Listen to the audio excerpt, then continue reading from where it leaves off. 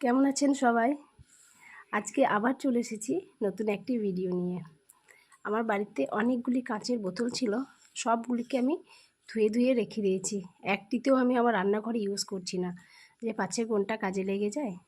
তো বেশ কয়েকদিন ধরে ভিডিও দিচ্ছি, কাঁচের বোতলের ভিডিও অনেক দিন দেওয়া হয়নি, তাই ভাবলাম যে সময় যখন রয়েছে একটা কাঁচের বোতলের ওপরেই কিছু করা যাক।